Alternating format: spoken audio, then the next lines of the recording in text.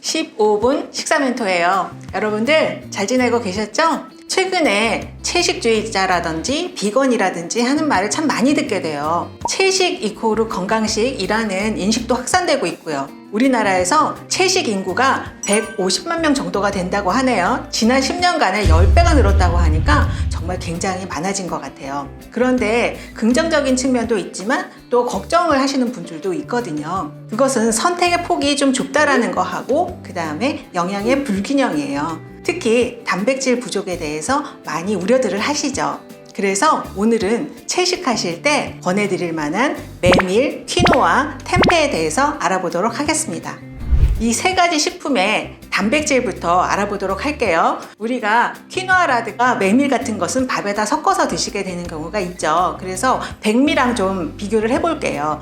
백미는 전체의 약 6에서 7% 정도가 단백질인데 그마저도 필수 아미노산이 부족한 불완전 단백질이에요. 그래서 다른 잡곡들을 같이 섞어서 서로 보완해 주는 것이 좋거든요. 이에 반해서 퀴노아는 백미의 약 1.5배 이상의 단백질을 함유하고 있고요. 밥에 섞어서 드시기도 하지만 우리 샐러드 드실 때 뭔가 자잘자잘한 그런 곡물 같은 거 들어있는 거 보셨죠? 이게 바로 퀴노아예요. 샐러드에도 요즘에 많이 이용하고 계십니다. 그리고 메밀은 전체의 10에서 14% 정도가 단백질이거든요. 사실 밥에 섞어서 드시는 형태보다는 면이라던가 전병이라던가 묵이라던가 이런 형태로 드시는 경우가 많죠. 템페는 콩을 발효시킨 인도네시아 고유의 음식이거든요. 그래서 뭐 채식주의자를 위해서 개발된 것은 아니지만 단백질이 워낙 풍부하다 보니까 요즘에 채식하시는 분들이 많이 활용을 하고 있어요. 단백질이 백미의 3배 정도로 풍부할 뿐 아니라 필수 아미노산도 골고루 들어있기 때문에 채식하실 때 훌륭한 단백질 근본으로서 활용하시면 좋아요. 단백질 외에 다른 영양소들도 한번 비교해 볼게요. 퀴노아는 필수 지방산이 풍부할 뿐만 아니라 식이섬유도 풍부하거든요. 그래서 체중 조절을 하시는 분들한테도 적합한 제품이에요. 또 칼슘이라든가 칼륨, 비타민 B, 엽산 같은 것도 풍부해서 영양 덩어리다 라고 말씀드릴 수 있을 것 같습니다. 괜히 슈퍼푸드가 된 게 아닌 것 같네요. 메밀은 칼슘과 또 식이섬유가 풍부해요. 그래서 변비를 예방해 준다든가 하는 데도 도움이 되는 것으로 알려져 있고 한방 재료로 이용하기도 하거든요. 또한 메밀 안에 풍부한 루틴 성분이 혈관벽을 튼튼하게 해줘서 고혈압이라든가 동맥경화 예방에도 도움을 주는 것으로 알려져 있습니다. 템페는 단백질이 풍부하잖아요. 또 콩에는 아이소플라본이 풍부한데 이것은 몸에서 에스트로겐과 비슷한 작용을 해서 갱년기 여성들한테도 도움을 주고요. 또 뼈를 튼튼하게 해준다던가 동맥경화를 예방해주는 작용도 있어요.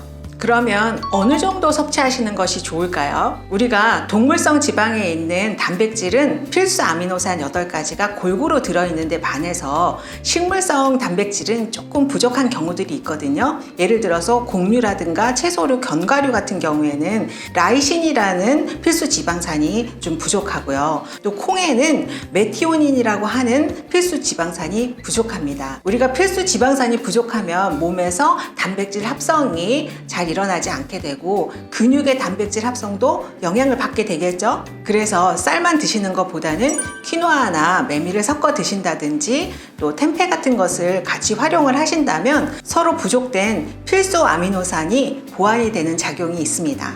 퀴노아나 메밀은 많이 들어보셨죠? 그런데 템페라고 하는 거는 아마 생소하신 분들이 많으실 것 같아요. 저도 사실 책에서는 많이 봤지만 실제로 먹어본 것은 이번이 처음이랍니다. 보시면은요, 템페가 우리나라에서도 나오고 있더라고요. 직접 발효를 시켜서 200g 단위로 해서 이렇게 판매를 하고 있어요. 주문을 하시면 냉동 상태로 오는데 이것을 해동을 시켜서 이용을 하시면 되거든요. 이것은 200g 단위고요. 이쪽 것은 반, 즉 100g을 썰어서 후라이팬에 기름을 두르고 구운 것이에요. 한번 먹어볼까요? 이렇게 구워서 먹어보니까 콩의 알갱이의 느낌도 나면서 약간 두부 구운 느낌도 나요. 그리고 소세지를 구운 듯한 느낌도 나는데 고소한 맛이 있고요. 청국장에 많이 비교를 하는데 청국장 같이 강한 맛은 없어요. 그래서 조리를 하실 때 소금을 살짝 뿌려도 좋을 것 같고요. 아니면 구운 것을 간장 소스나 이런 데에 찍어 드셔도 좋을 것 같아요. 발효를 시킨 것이기 때문에 아주 살짝 발효치가 있긴 하지만 무난한 맛입니다. 제가 주문한 이 상품은 200g 단위로 이렇게 포장이 돼서 왔네요. 100g 단위로 본다면, 즉 이 반 개 정도의 단백질이 약 20g 정도가 들어있거든요. 한 끼 양으로 아주 적당한 양이에요. 그래서 식사 중에서 다른 단백질 반찬이 없다면 이 반 개 정도는 같이 드셔주시는 게 좋겠습니다. 템페와 청국장, 나또는 어떤 차이가 있을까요? 우리 템페를 두부와 비슷하다고 많이 비교를 하시는데요. 사실 외관으로는 두부와 비슷한 점도 있지만 원래 발효 음식이에요. 그런 면에서 본다면 두부보다는 청국장이나 일본의 나또와 조금 더 비슷한 식품이다 라고 말씀을 드릴 수가 있을 것 같아요.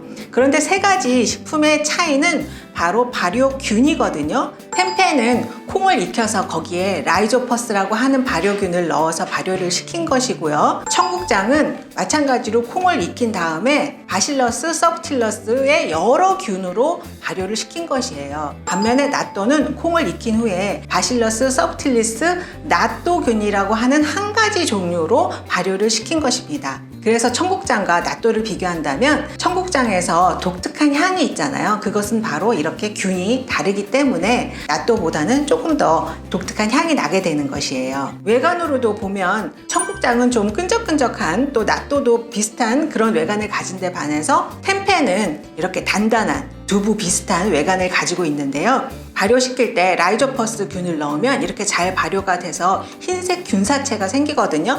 중간중간에 하얀 거 보이시죠? 이게 바로 흰색 균사체예요. 꼭 채식주의자가 아니더라도 일주일에 하루 또는 하루에 한 끼 정도 채식을 하시는 분들이 많이 늘어나고 있는데요. 채식이 아무리 건강식이라고 하더라도 영양의 불균형이 깨지면 안 되겠죠? 그래서 채식을 할 때는 이렇게 보완이 될 수 있는 식품을 같이 활용해 주시면 좋겠습니다. 자, 오늘 내용 좋으셨다면 좋아요와 구독 꾹 눌러주시고요. 다음에는 더욱 유익한 정보로 찾아뵙도록 하겠습니다. 안녕.